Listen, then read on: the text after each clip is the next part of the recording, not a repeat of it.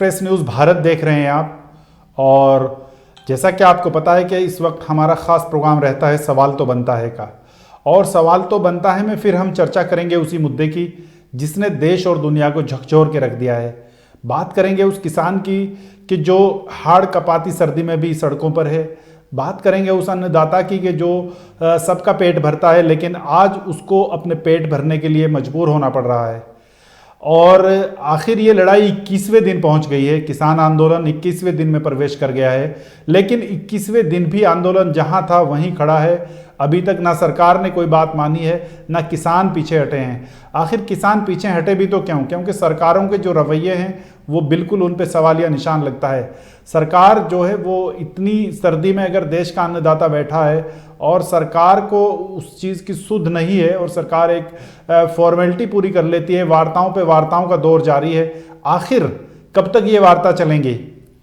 और इसी बीच ये मुद्दा एससी सुप्रीम कोर्ट में भी पहुंच गया है, सुप्रीम कोर्ट में भी सुनवाई शुरू हो गई है। लेकिन आप तो जानते हैं कि हमारे यहाँ जो कोर्ट हैं उनके निर्णय आने में कितना टाइम लगता है, कितनी लंबी बातें होती हैं, कितना वक्त लगेगा। आखिर क्या इतने देर तक हमें इस आंदोलन का इंतज़ार करना चाहिए कि इस आंदोलन को सरकार कब तक इस आंदोलन का इंतज़ार करते करते, क्या सरकार की मंशा क्या है? क्योंकि आंदोलन को देखते हुए सरकार की मंशा पर सवाल उठने लाजमी हैं। कोई तो व्यवस्था होनी चाहिए, कोई तो ऐसी व्यवस्था हो कि कम से कम अगर आंदोलन भी हो रहा है तो किसानों को आज एक दुखद भरी और खबर है, कई सारे किसान पहले ही, जैसा कि आपको पता है, कई सारी मौतें भी हो चुकी हैं। आज एक किसान ने गोली मारकर आत्महत्या कर ली है। तो आखिर मतलब ये आंदोलन रूप क्या रूप इख्तियार कर रहा है? लोग आत्महत्या तक करने पर मजबूर हो गए हैं। तो इसी मुद्दे पर बात करने के लिए मेरे साथ एक बहुत शानदार पैनल मौजूद है। मेरे साथ मौजूद हैं चौधरी संजीव तोमर हैं, किसान यूनियन के राष्ट्रीय अध्यक्ष हैं भाकियू तोमर के। संजीव जी, आपका बहुत स्वागत है। मेरे साथ कॉमरेड भार्गव चंदोला मौजूद हैं जो इस आंदोलन में हर तरीके से अपनी भागीदारी कर रहे हैं, आंदोलन में मौके पर जाकर शामिल हुए हैं और उत्तराखंड में आंदोलन को चला रहे हैं। मेरे साथ रितु कटारिया मौजूद हैं जो हरियाणा से जुड़ी हैं, मिसेज हरियाणा रही हैं, आपका बहुत स्वागत है। मेरे साथ सुजाता पॉल हैं जो रात दिन आंदोलन पर अपनी विचार व्यक्त करती रहती हैं। इनका जो दर्द है वो देखते ही बनता है। वो हर वक्त मैं देखता हूं कि वो रात में 1-1, 2-2 बजे तक भी अपने वीडियो शेयर करती हैं और आंदोलन की एक तरीके से भागीदार हैं। आप सभी लोगों का बहुत स्वागत है। और सुजाता पॉल जी, मैंने आपको दुख भरी खबर सुनाई कि एक किसान ने गोली मारकर आत्महत्या भी कर ली है। आखिर हम लोग किधर जा रहे हैं? क्या होगा? हम लोग संवेदनशीलता खोते जा रहे हैं। हमारे किसान भाई अगर सड़कों पे हैं, हमारी माताएं बहनें सड़कों पे है, तो हमारी सरकार को क्या पीछे हटने की आवश्यकता नहीं है?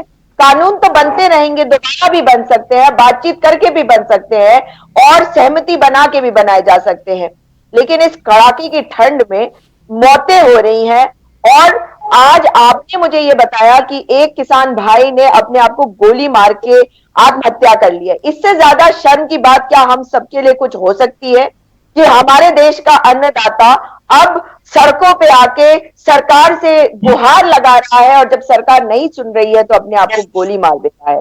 ये बता रहा है कि किस प्रकार की तानाशाही देश में है। और इस पर राजनीति नहीं, इस पर संवेदनशीलता होनी चाहिए। और जैसा कि मैंने कहा और मैं इस बात को बार बार कह रही हूं कि ये जनतंत्र है। जनतंत्र में जन आगे और तंत्र को पीछे रहना पड़ता है। उसी प्रकार से जब जन कोई बात कहे, जब जनता कोई बात कहती है तो जो तंत्र है सरकार, उसे पीछे हट जाना चाहिए। क्योंकि एक भी व्यक्ति की मौत अगर होती है तो वो एक बहुत बदनुमा दाग हमारी सरकार के माथे पर है और वो हम सबको शर्मसार कर रहा है। तो मैं तो सरकार से निवेदन इसीलिए करना चाहती हूँ कि जल्द से जल्द बातचीत करके सहमति बनाए और सरकार हट जाए। इसमें शर्म की कोई बात नहीं है। बिल्कुल। कॉमरेड भार्गव चंदोला मेरे साथ हैं, आंदोलनों में सक्रिय भागीदारी निभाते हैं। चंदोला जी, इतनी भयंकर सर्दी है, सर्दी का एहसास आपको है, आप तो पहाड़ में रहते हैं, आप तो जानते हैं। इस सर्दी में किसान सड़कों पर है, क्या सही सरकार की संवेदनशीलता जागने में भी और कितना वक्त लगेगा? आप इस आंदोलन में भागीदार हो के आए हैं, आपको क्या लगता है?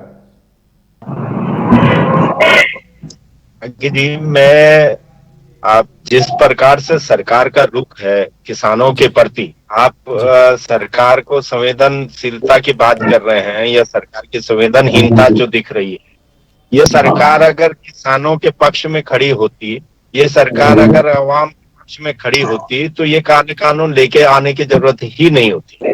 इस सरकार ने जिस प्रकार से ये अगर कानून लेके आई है, तो ये सरकार लेके आई है अडानी अंबानी के लिए। आप देख रहे हैं कि भाई कि 4 दिन 5 दिन की पहले की बात है, जो अडानी का 4 साल 5 साल पहले जो हरियाणा में जो उनका गोडाउन बन रहा है, और खबर आ जी रही है और जितना जो है हम तक अभी तक रिपोर्ट आई है कि जी अडानी अंबानी जैसे पूंजीपति लोग ऐसे ऐसे गोडाउन बना रहे हैं जहां 20-20 साल तक जो है राशन खराब नहीं होगा, 10-10 साल तक राशन खराब नहीं होगा।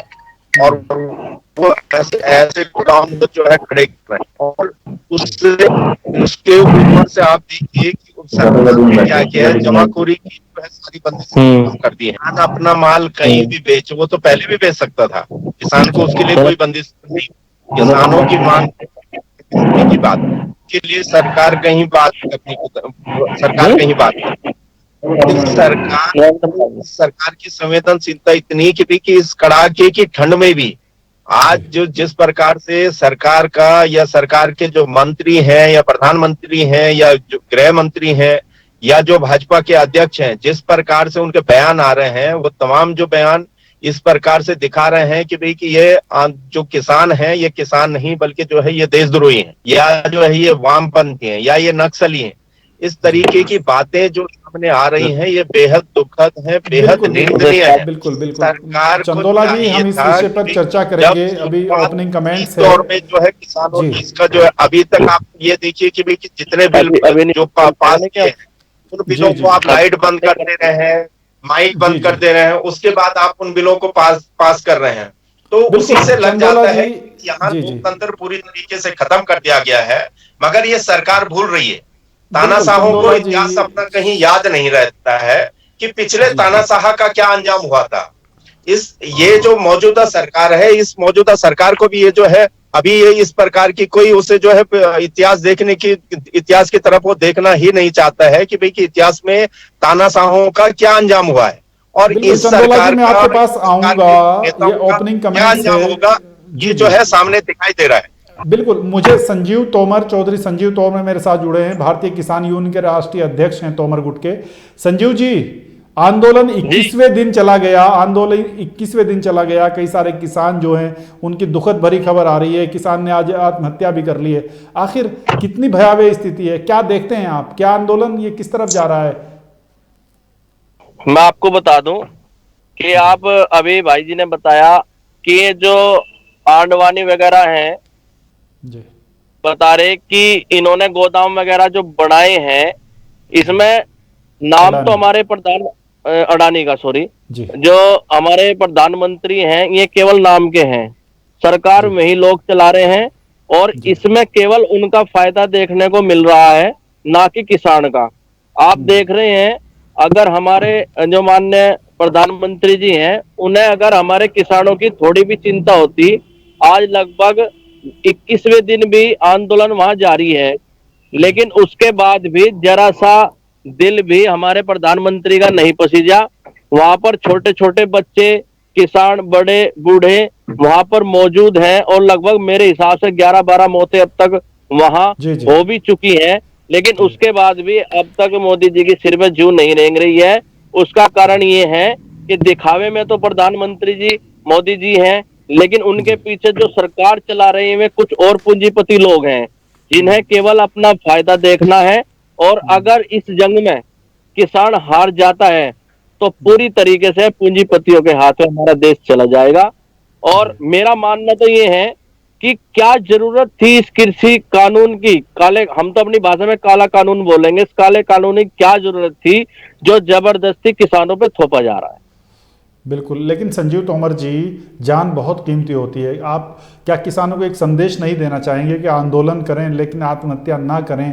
क्योंकि आपके मौलिक अधिकार हैं, आप लोकतंत्र भले ही किस तरह का भी हो लेकिन लोकतंत्र है, आप उसमें अपनी बात रख सकते हैं। लेकिन आप इस तरह का कोई कदम ना उठाएं, इस तरह की चीज़ें जो जिसमें हिंसा और आत्महत्या जैसा कदम अगर आप उठा रहे हैं तो ये बड़े दुख की बात है।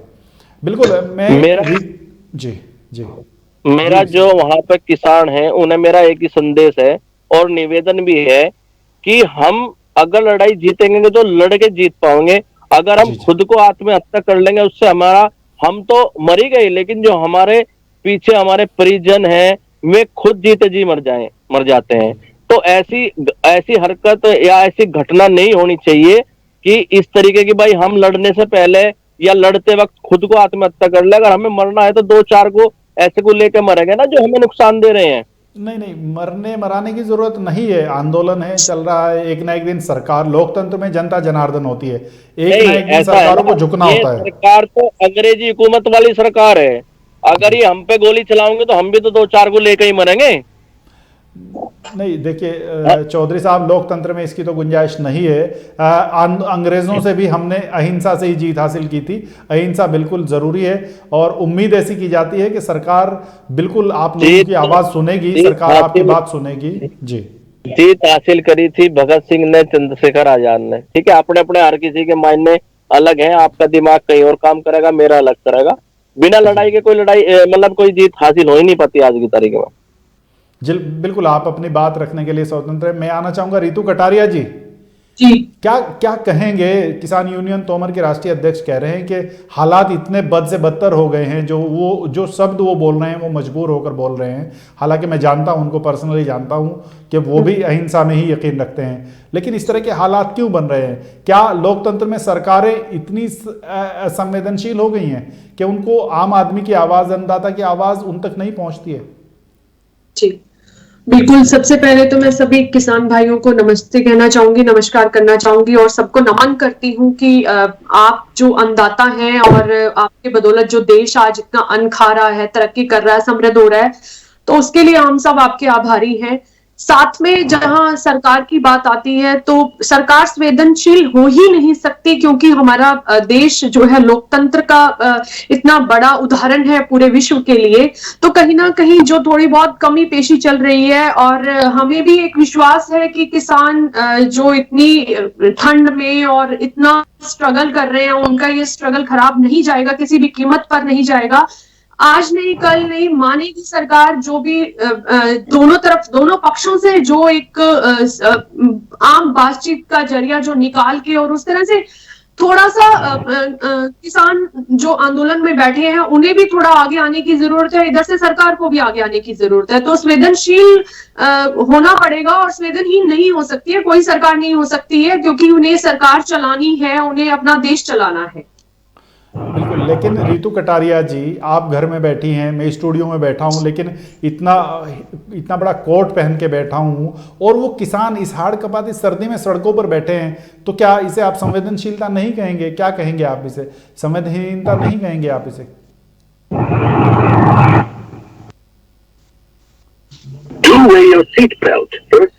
रितु जी, आप मेरी बात सुन पा रही हैं?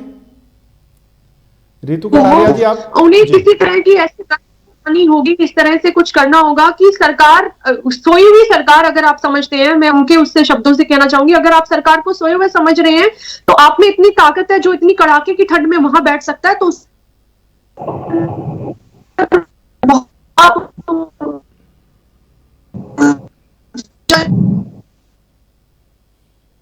जी रितु जी, रितु कटारिया जी,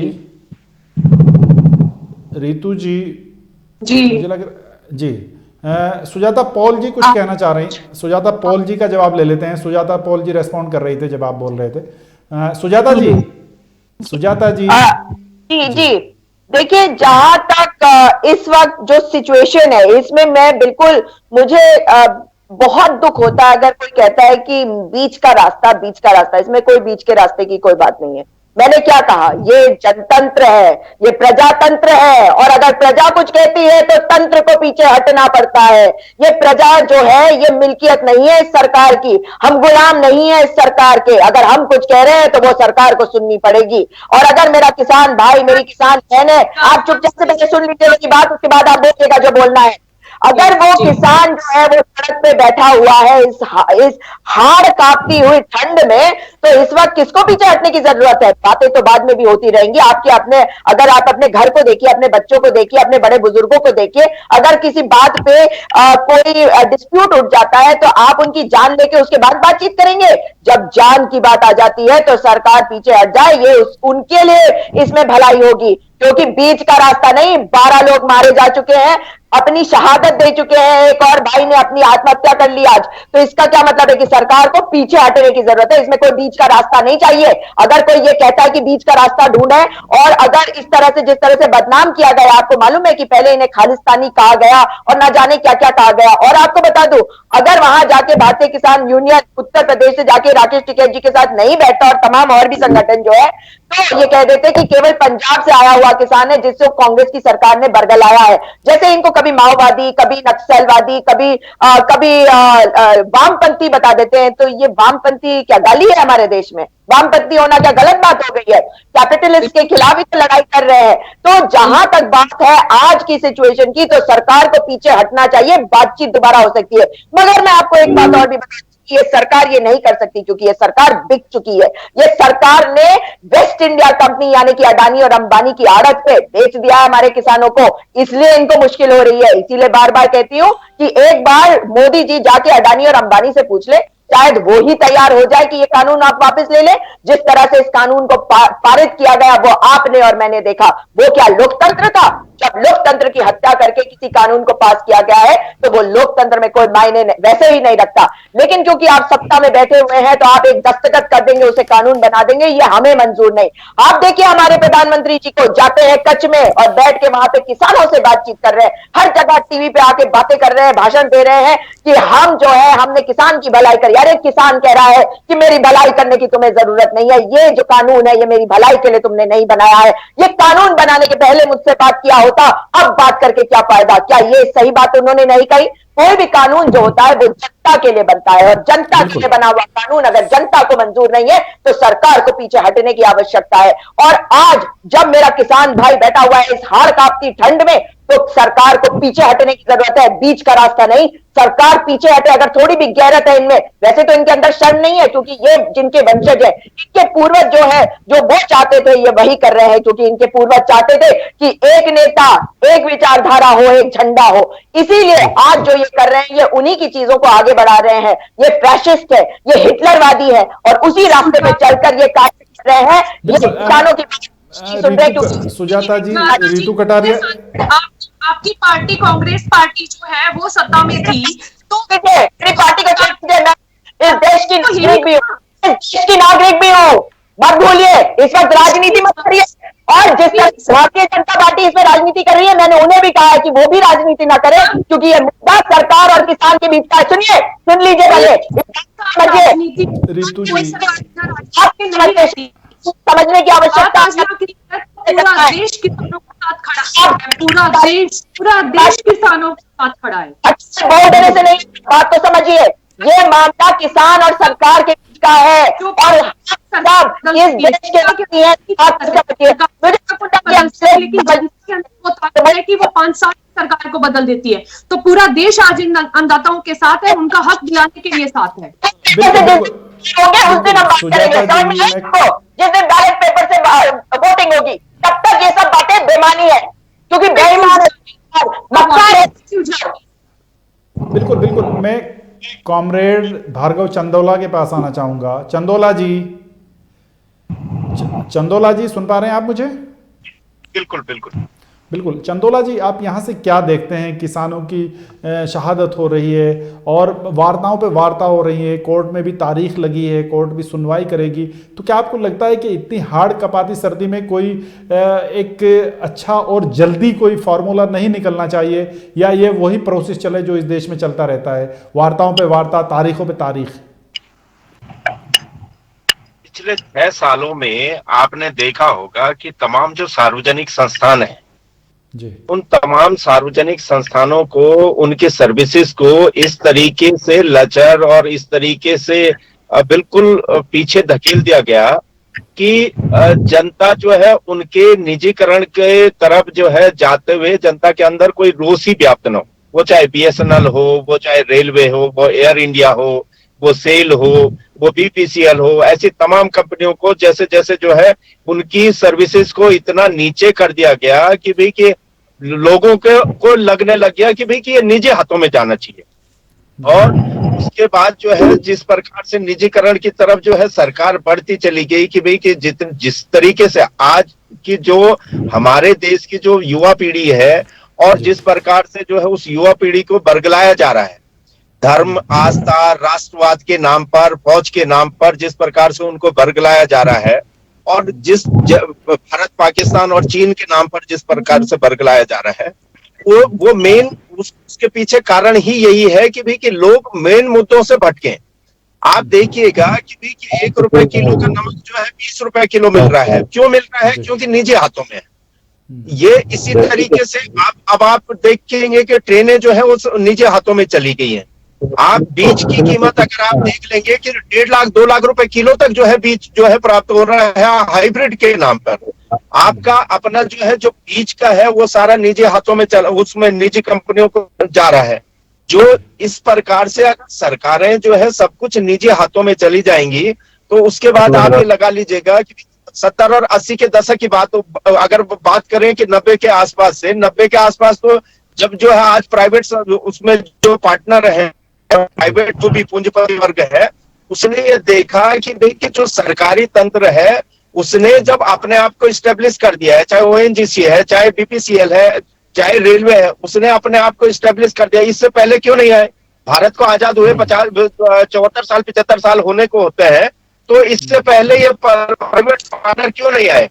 मगर नहीं, उन्होंने देखा कि भाई कि अब सरकार ने सब कुछ स्टेब्लिश कर दिया है और इसको अब जो है निजी हाथों के माध्यम से जो जिस प्रकार से चौकीदार की बात जैसी आती है कि भाई कि मोदी जी ने कहा कि भाई कि मैं दिल्ली में चौकीदार बैठ रहा हूं, मैं दिल्ली में चौकीदार बैठ रहा हूं। हम भूल गए कि भाई कि वो चौकीदार हमारे नहीं, वो तो अडानी अंबानी के चौकीदार के रूप में दिल्ली में बैठे हैं। और जिस प्रकार से वो अडानी और अंबानी के लिए चौकीदारी कर रहे हैं तो इसमें जनता के लिए तो कोई गुंजाइश रहती नहीं है। तो इससे ज्यादा जो है बाकी कहने के लिए बचता ही क्या है। जिस प्रकार चंदोला जी, लेकिन आप कई सारे आंदोलनों में गवा रहे हैं, होने के बावजूद ये सरकार संवेदनहीन बनी है। इससे ज्यादा शर्मनाक इस देश के लिए कुछ हो नहीं सकता है। लेकिन आप चंदोला जी इस आंदोलन का क्या हश्र देख रहे हैं? मतलब ये आंदोलन किधर जा रहा है? क्या कितने दिन तक चलने वाला है? आपको क्या लगता है कि ये आंदोलन लंबा खींचेगा या सरकार अपनी बात मानेगी किसानों की, या ऐसे ही चलता रहेगा सब कुछ? मैं इस बात को पूरी जिम्मेदारी के साथ में कहता हूं, कोई भी अलगाव होता है वो अलगाव नए सृजन को उत्पन्न करता है। अगर ये सरकार अपने आप को नहीं जो है अपनी गलतियों को आज भी नहीं सुधारती है, तीनों काले कानून वापस नहीं लेती है, प्रस्तावित बिजली बिल जो अधिनियम जो लेके आ रही है उसको वापस नहीं लेती है, तो इस सरकार के लिए बहुत बड़ी चुनौतियां, बहुत बड़ी परेशानियां इसके सामने पे आने वाली हैं। और मैं कह रहा हूं, पुनः दोहरा रहा हूं कि तानाशाहों को कभी ये नहीं होता है कि वो जो पुराने तानाशाह हैं उनका अंजाम वो कभी याद नहीं रखते हैं, और यही काम मोदी और शाह भी कर रहे हैं। और जिस दिन जो है इस बात को पूरी की पूरी आवाम समझ गई, ठीक है, आज जो है बहुत सारे लोगों को आप आईटी सेल के माध्यम से, भारत पाकिस्तान के नाम से, हिंदू मुसलमान के नाम से जितना मर्जी चाहे गुमराह कर लें, अंततः हमें रोटी ही चाहिए। और ये जो किसानों आज जो पहली पंक्ति में किसान आया है, इसके बाद इसमें छात्र आएंगे, युवा आएंगे, घर परिवार वाले आएंगे। कल की डेट में ये कह देंगे हम आपको पेंशन नहीं दे सकते हैं, परसों ये कह देंगे हम आपको नौकरी नहीं दे सकते। अब हम शिक्षा की व्यवस्था पूरा निजीकरण में चले जाएगा। जब जो उसके बाद कह देंगे कि हम पीडब्ल्यूडी से लेकर तमाम चीजें जो है ठेकेदारों की जो है रोजगार जो है उनका समाप्त कर देंगे, तो होगा क्या कि धीरे धीरे करके लोगों की समझ में आ रहा है, आएगा, और जितना जल्दी आ जाएगा उतनी जल्दी जो है इस सरकार का नेस्त नाबूद होना तय है। नहीं, लेकिन संजीव तोमर जी, मैं आपके पास आऊंगा। संजीव तोमर जी, आपको क्या लगता है 21वां दिन हो गया, 21 दिन, आप तो गांव के हैं, बेसिकली आप गांव में किसान को देखते हैं, वो मतलब इतनी सर्दी में वो इतना हार्ड वर्क करता है, इतना सारा काम उसके पास होता है, लेकिन 21 दिन से वो सड़क पे बैठा है, तो कहीं ना कहीं उसका कामकाज भी प्रभावित होगा। और ये वो किसान है जिसने लॉकडाउन में भी इकोनॉमी में सुधार किया है, जब सब जगह हमारा जीडीपी डाउन था, तब इसी किसान ने जीडीपी को सहारा दिया था। तो क्या इतने दिन किसान का वहां पर बैठने से उसकी खेती बाड़ी का नुकसान नहीं होगा और कहीं ना कहीं हमारी इकोनॉमी पे फर्क नहीं पड़ेगा? आप बिल्कुल सही कह रहे हैं, लेकिन समस्या तो एक बात की है ना, हमारे जो प्रधानमंत्री नरेंद्र मोदी जी ने जो ये प्रस्ताव रखा है किसानों के सामने काले कानून का, और इसमें प्रस्ताव उन्होंने रख दिया, ना तो में रखने में है ना वापस लेने में। ये तो पीछे से कोई और ही उनसे रखवा रहा है अपने लाभ के लिए। और आज 21 दिन हो गए लगातार इतनी ठंड में किसान वहां पर हैं, और मैं आपको बता दूं ये किसी भी तरीके से किसान वहां से हटेगा नहीं। और अभी आप एक चीज नोट कर रहे होंगे, वहां पर पश्चिम का किसान अभी कम है। उसका कारण है क्योंकि पूरा पश्चिम में जो है गन्ना बेल्ट है, यहाँ पर गन्ने का काम सबसे ज्यादा है, तो सभी लोग अभी व्यस्त हैं। अगर ये आंदोलन लगातार चलता रहा तो बहुत जल्द पश्चिम यूपी से भी और उत्तर प्रदेश से काफी किसान वहां पहुंचेंगे और अपना जो एक जबरदस्ती इन पर कानून थोपा जा रहा उसे बिल्कुल वापस करना होगा सरकार को। ये बिल्कुल भी किसान हित में नहीं है, और इसका भारतीय किसान यूनियन तोमर भी पूर्ण जोर से विरोध करता है। बिल्कुल। लेकिन संजीव तोमर जी, जैसे रितु कटारिया जी कह रही थी कि कुछ थोड़ा सा मतलब कोई रास्ता ऐसा निकल सकता है क्या? कानून वापसी के बिना कोई रास्ता है ऐसा जो निकल सकता हो, या कानून वापसी एक मात्रा? जी ऐसा जी, मैं एक ही बात कह रहा, जब से आपसे जुड़ा हुआ है, रास्ता निकालना तो जब हमारा भरोसा ही नहीं है सरकार पे हमें तो, क्योंकि जितने भी आज तक माननीय प्रधानमंत्री जी ने बात रखी है किसान हित में, कोई भी आज तक ऐलान किया है, कोई भी आज तक ये उसको पूरा नहीं उतार पाए। अगर ये पहले से जनता का या किसान का विश्वास जीत सकते तो शायद इस बैठ के इसमें बीच का रास्ता भी निकल सकता था। लेकिन अब ये है ना, अगर मान लो वहां से हम किसान वापस आ गए, हम लोग वहां से वापस आ गए, तो इसका कोई बीच का रास्ता नहीं मतलब निकल पाएगा कि उन्होंने कह दिया वो ना हुआ तो किसान बर्बाद हो जाएगा। और मेरा मानना तो ये है, देखो ये कृषि प्रधान देश है, और जो ये चीज इन पर थोपे जा रहे हो किसान को स्वीकार नहीं तो खत्म कर दे, रास्ता ही क्या निकालना इसमें।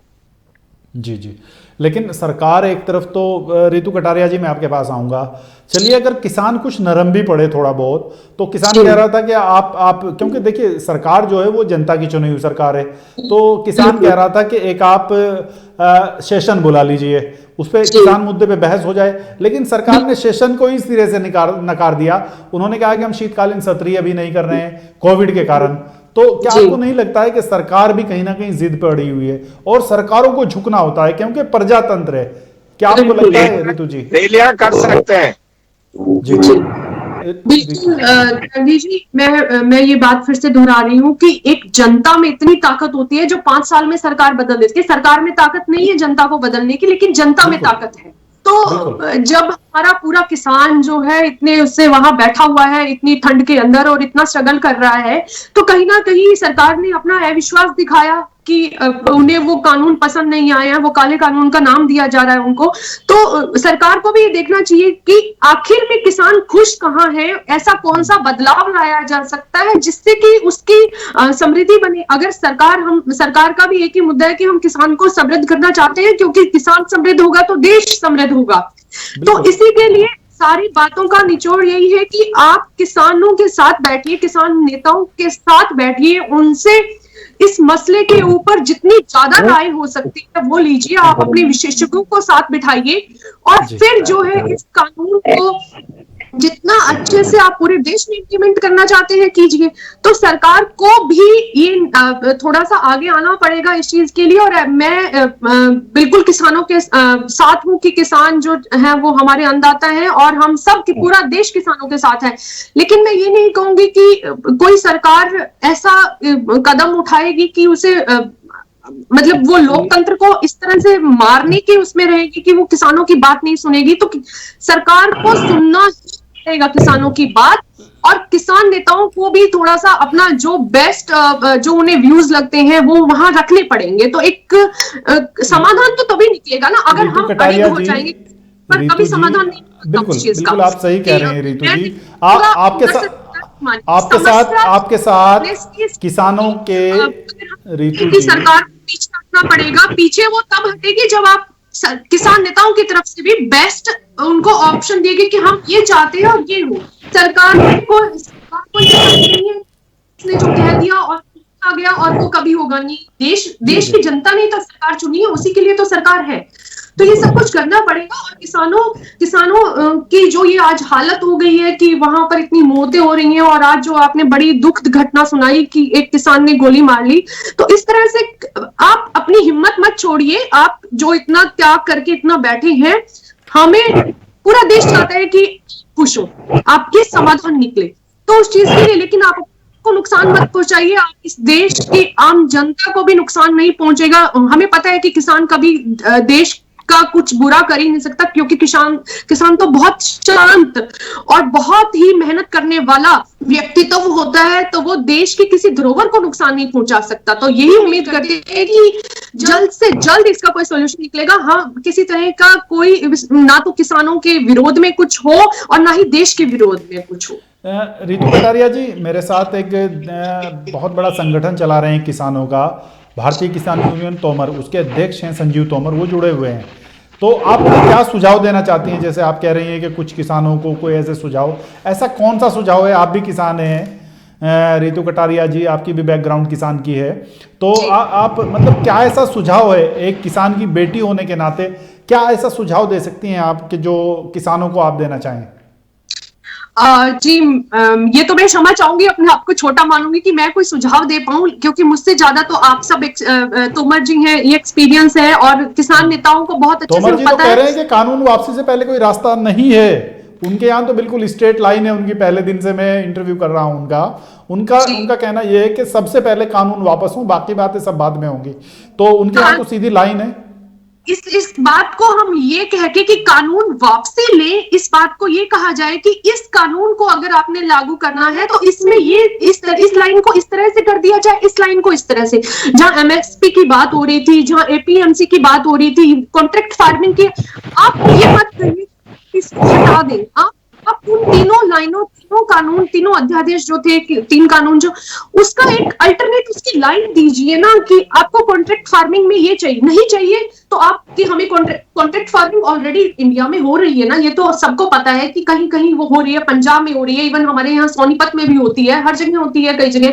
तो उसका एक सोल्यूशन निकाला जा सकता है कि ये इस तरह से होना चाहिए। तो मुझसे ज्यादा तो मैं तो कुछ नहीं कह सकती कि इसमें मेरा क्या सुझाव है, क्योंकि बहुत बड़े बड़े नेता, किसान नेता यहाँ है, बहुत इनका जो एक्सपीरियंस है वो तो हमारा कुछ भी नहीं है। मैं तो किसान बिल्कुल का एक थोड़ा सा देश का हिस्सा हूँ, बहुत ही छोटा भी हूँ। नहीं, लोकतंत्र में जनता महत्वपूर्ण होती है। अगर आप टेक्निकली देखें तो आप भी किसान भी हैं आप, और एक जिम्मेदार हैं, एक और आप तो अब एक तरीके से बड़ा एक कंपटीशन फाइट करके आपने आप अभिनेता भी रही हैं, इतनी सब चीज़ें हैं आपके अंदर। तो मेरा कहना यह है कि संजीव तोमर कह रहे हैं, वो किसानों का बड़ा संगठन चलाते हैं, वो उन्होंने इस पूरे मसौदे को पढ़ा होगा बिल्कुल, और देखा होगा, इसकी बारीकियों को भी देखा होगा। उसके बाद संजीव तोमर नहीं बल्कि जितने किसान संगठन हैं वो सब के सब इस बात पे तो इत्तेफाक रखते हैं कि ये कानून वापस होना चाहिए। संजीव तोमर जी, एक बार 1 मिनट के लिए मैं फिर आपके पास आऊंगा कि आपने ये पूरा मसौदा पढ़ा होगा, तो क्या इसमें कोई ऐसी भी गुंजाइश है कि उसमें सुधार कर लिया जाए, जैसे रितु कटारिया कह रही हैं?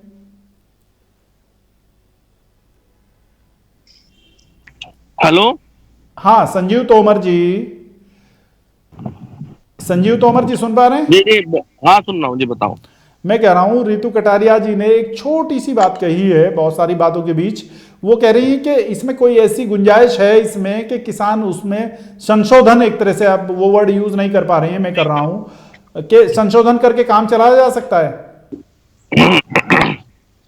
त्यागी जी, मैं आपको बता दूं, आपने देख लिया होगा कि लगभग कई बार वार्ता हो चुकी किसान संगठनों के बीच में, जो वहां के किसान हैं उनके बीच में, लेकिन अब जी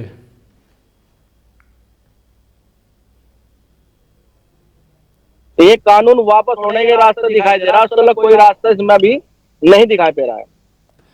अच्छा, तो आप इस बात पर पूरी तरह सहमत हैं कि वक्त कितना भी लगे लेकिन कानून वापसी से पहले कोई कबूल नहीं है? कोई कबूल नहीं है, और मैं तुम्हें बता दूं, ये किसी भी तरीके से किसान वहां से अब घटेगा नहीं। दिन प्रतिदिन वहां किसान बढ़ता ही रहेगा।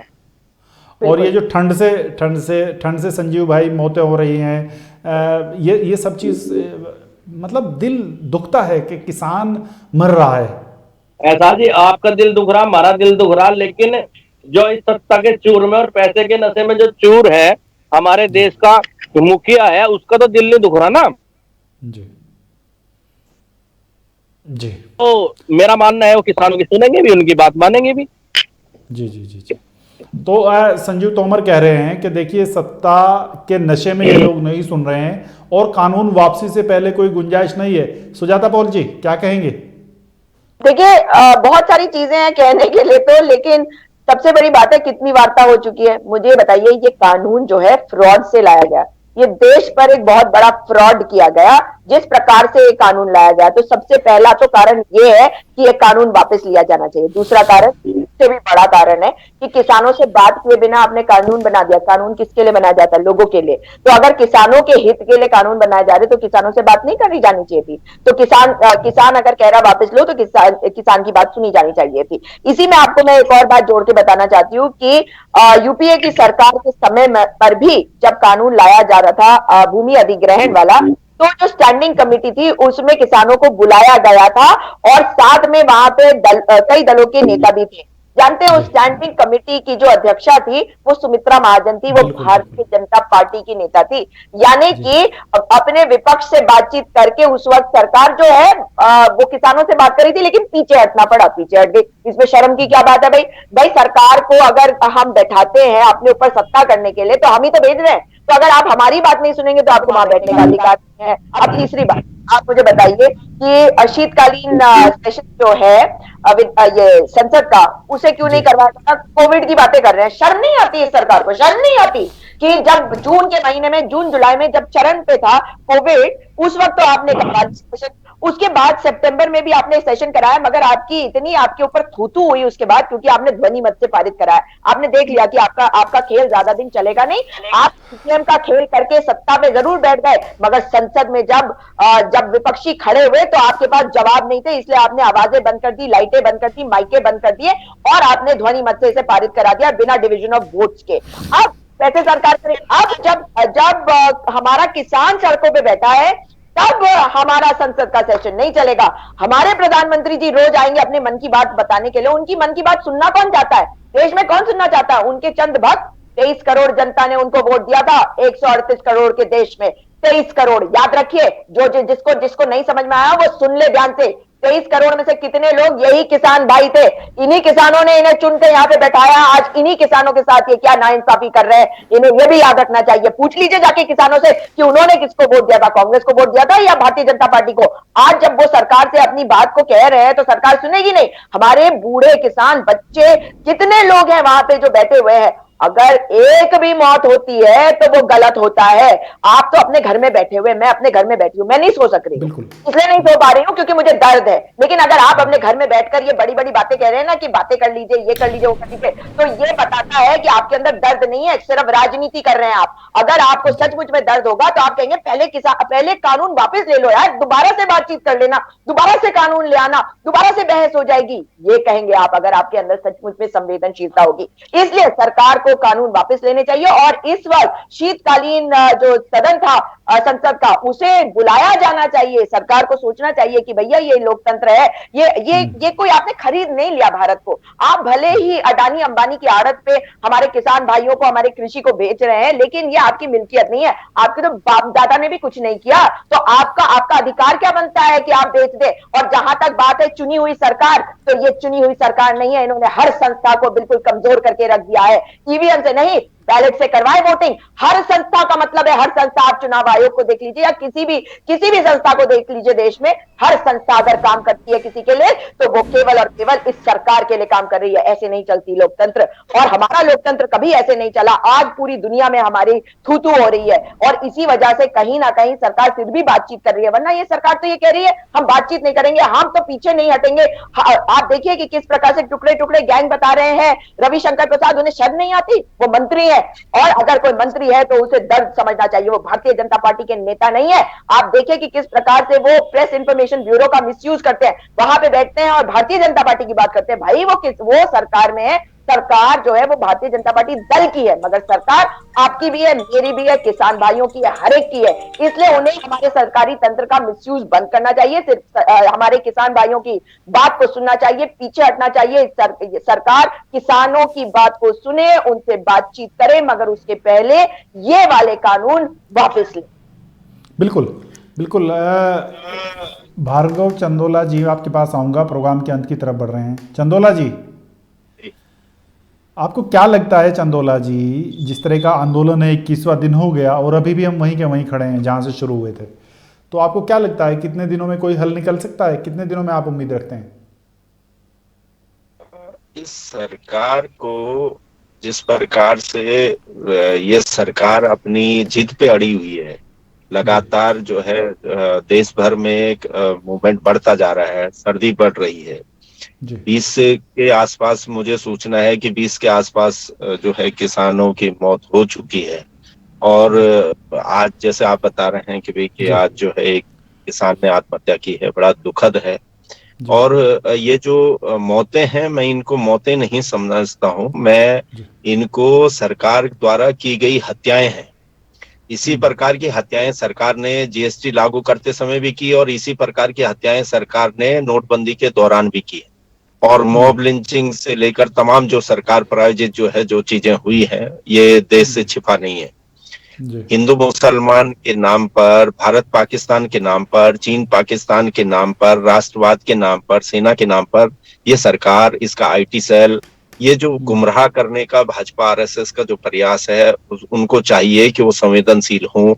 ये देश बर्बादी की ओर जा रहा है। आप देख रहे हैं कि जीडीपी 23% -23% पे चली गई। और ये जो इस देश को खड़ा करने वाला जो किसान है, उस किसान को जिससे आपने वोट हासिल किया, आप उसे कभी खालिस्तानी कह देते हैं, कभी आतंकवादी कह देते हैं, कभी नक्सली कह रहे हैं। मतलब कितने बड़ी चोट उसके दिल पर लगती होगी, इसका एहसास आपको करना होगा। ये एहसास करना होगा कि किस प्रकार से इस देश को खड़ा करने में मजदूरों और किसानों की भूमिका रही है, अडानी और अंबानी की।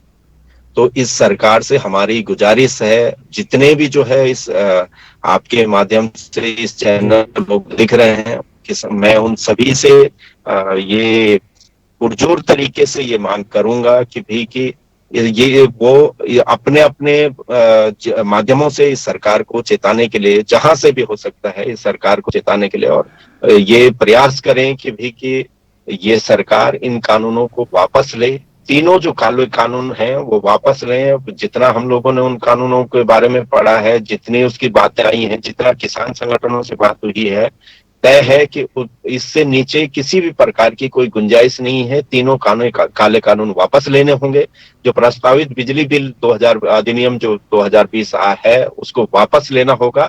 इससे नीचे ये सरकार अपनी इज्जत किसी भी सूरत में नहीं बचा सकती है और इस सरकार को ये करना ही होगा। अडानी अंबानी की दलाल बनकर अगर ये सरकार दिल्ली में बैठी रहेगी तो इस सरकार को उखाड़ने के लिए जनता को फिर और आगे बढ़ना पड़ेगा।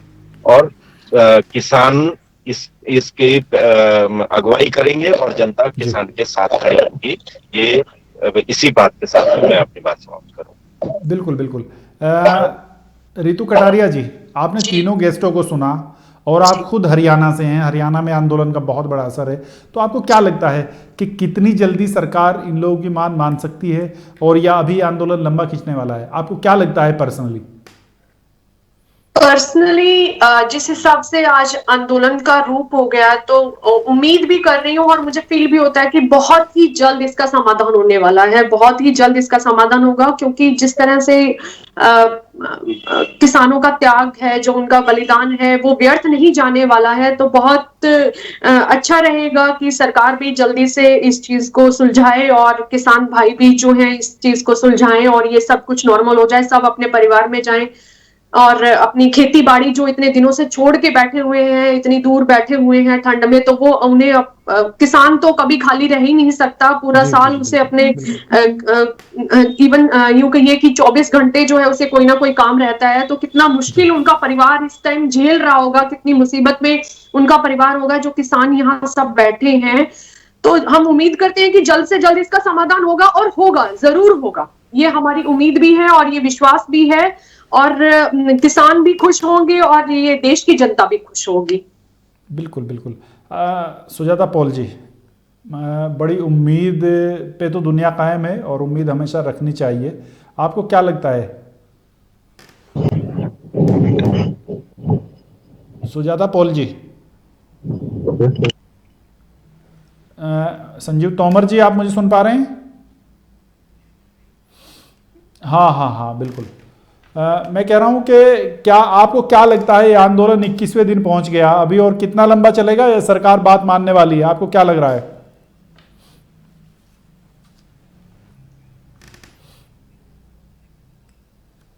जी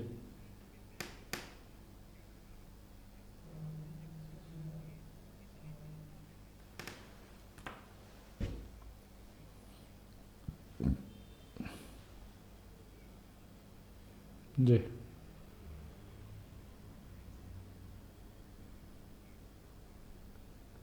जी जी जी जी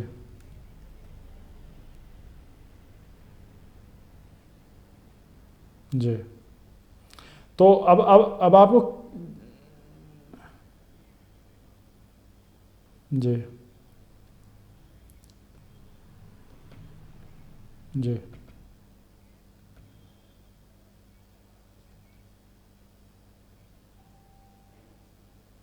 जी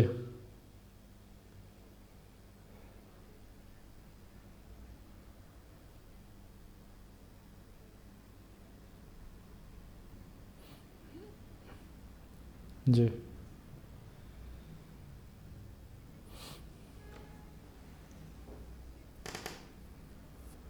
जी जी जी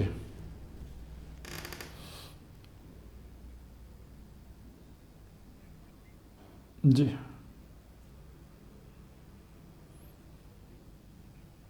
जी जी जी। तो संजीव तोमर जी, आखिरी सवाल यह है कि अब आप इस आंदोलन का क्या हश्र देख रहे हैं? मतलब कितने दिन तक ये चलने वाला है? जी संजीव तोमर जी, मैं कह रहा हूं कि कितने दिन तक आप इसको आंदोलन को चलते हुए देख रहे हैं?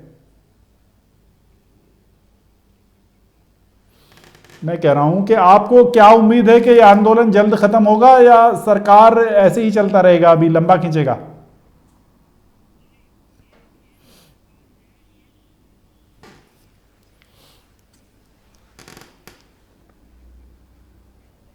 जी नहीं चलने की, जब जाके इसमें समाधान होगा। अभी तो मेरे हिसाब से आंदोलन और खिंचेगा, ये और लंबा चलेगा। बिल्कुल। प्रोग्राम के अंत की तरफ हम बढ़ रहे हैं। सुजाता पॉल जी, आखिरी विचार आपका है, आपको क्या लग रहा है, आंदोलन अभी और लंबा खींचेगा या सरकार जल्द ही सरकार को समझ आ जाएगी? देखिए, सरकार को समझने की आवश्यकता है। मुझे ये लगता है शायद सरकार को पीछे हटना पड़ेगा और दबाव में वो आ चुकी है। शायद इसीलिए मैं पॉजिटिव सोच रखते हुए ये सोचना चाहती हूँ कि संसद का सत्र जो इन्होंने कैंसिल कर दिया है, शायद इसलिए कर दिया है कि पीछे तो इन्हें हटना ही पड़ेगा, मगर कम से कम ये ना कहना पड़े कि भाई संसद में हमारे ऊपर इतना दबाव पड़ा इसलिए हम पीछे हटे हैं। चाहे कोई भी कारण हो, कुछ भी ये करे, बस सबसे बड़ी बात है कि इन्हें पीछे हटने की आवश्यकता है। पीछे ये हटेंगे क्योंकि ये किसान है, ये देश का अन्नदाता है, धरती पुत्र है, उससे लड़ नहीं सकते ये, क्योंकि वो जो है वो सर्वोपरि है। देश का 67-68% किसान है, इसलिए सरकार को पीछे हटना पड़ेगा, पर जल्द हट जाए तो बेहतर होगा। जी जी जी। फिर भी आप बहुत सारी चीज़ों को आप रीड करती हैं, पढ़ती हैं, तो ये इतनी भयंकर सर्दी चल रही है, क्या आप जल्दी कोई समाधान देख रही हैं या अभी और टाइम लग सकता है? आपका क्या सोचना है? मुझे ऐसा लगता है कि जिस तरीके से संसद का सत्र कैंसिल किया गया, हो सकता है कि सरकार को ये रियलाइजेशन हो गया था कि हो गया है कि अब और ज्यादा दिन तक ये नहीं चलना चाहिए। मैं ऐसी उम्मीद कर रही हूँ। मगर जिस तरह की ये सरकार है उनसे शायद ये उम्मीद करना शायद गलत होगा, लेकिन मैं ये चाहती हूं कि ये आंदोलन जल्द समाप्त हो, क्योंकि अगर एक एक व्यक्ति की जो मौत हो रही है वो हमारे प्रधानमंत्री के हाथों पे लगा हुआ खून है। वे जाते हैं कच्छ में बैठ के लोगों से बातचीत करते हैं और वीडियोज आती हैं गुजरात की कि नहीं हमारे यहाँ तो मंडियां जो है वहां पे ठीक दाम नहीं मिलते। अब आप देखिए कि किस तरह का विरोधाभास है। क्या टीवी से बात करके किसानों से बातचीत होगी? एक बार निवेदन है अपने प्रधानमंत्री जी से कि जाए ना सिंघू बॉर्डर, बातचीत कर लें। किसने रोका है भाई? जनता ने चुना है, तो जनता के बीच में जाएंगे, उनका मान बढ़ेगा। और हमारे किसानों के का जो ये मुद्दा है इसका समाधान केवल एक ही तरीके से हो सकता है कि सरकार अपने कानून वापस ले ले और हमारे किसान जो है अपने घर जाएं और दोबारा से अगर सरकार को कानून लाना है तो ये प्रक्रिया शुरू करे। मगर जिस तरह से इस वक्त अंबानी पहले भी सबसे ज्यादा अमीर व्यक्ति था भारत का, लेकिन अब देखिए अडानी दूसरे नंबर पे आ गया है। एक और बात बताइए, अगर ये साइलोज बने हैं तो ये पहले कैसे बन गए? ये इसका मतलब ही है कि जिस तरीके से सरकार काम कर रही है अडानी और अंबानी के लिए, तो इसमें क्या सवाल नहीं उठेंगे? क्या हमारे जो किसान भाई हैं उनके मन में ये सवाल नहीं उठेंगे? उनका भरोसा उठ गया है इस सरकार से, और सरकार को तो सत्ता में बैठे रहने का अधिकार ही नहीं है। अगर 67-68% देश का जो किसान है वो इनकी बातों को विश्वास नहीं कर रहा, उनका भरोसा ये तोड़ चुके हैं, तो सत्ता जो है आती और जाती है। सरकार को सुननी चाहिए किसानों की और जल्द से जल्द पीछे हटना चाहिए। बिल्कुल बिल्कुल। फिर भी आप जितने मेरे गेस्ट थे उनसे बात करके ये लगा कि अभी भी हमें उम्मीद पे बने रहना चाहिए। आशा निराशा से अच्छी ही होती है, चाहे कितनी भी कम हो आशा की एक किरण, निराशा से फिर भी अच्छी होती है। उम्मीद करेंगे कि इस वक्त में इतनी हाड़ कपाती ठंड में सरकार को एहसास हो जाए कि वो जो सड़कों पर बैठे हैं वो भी किसी के बेटे हैं, किसी के पति हैं, किसी के बाप हैं, किसी के बच्चे हैं। तो सरकार को संवेदनशीलता का परिचय देना होगा और इस आंदोलन को जितना लंबा खींचेगा उतना ज़्यादा नुकसान सरकार का है, लोकतंत्र का है, हम सब का है। इसी नोट पर मैं अपनी बात ख़त्म करता हूँ। आप सब लोगों ने वक्त दिया उसके लिए बहुत शुक्रिया।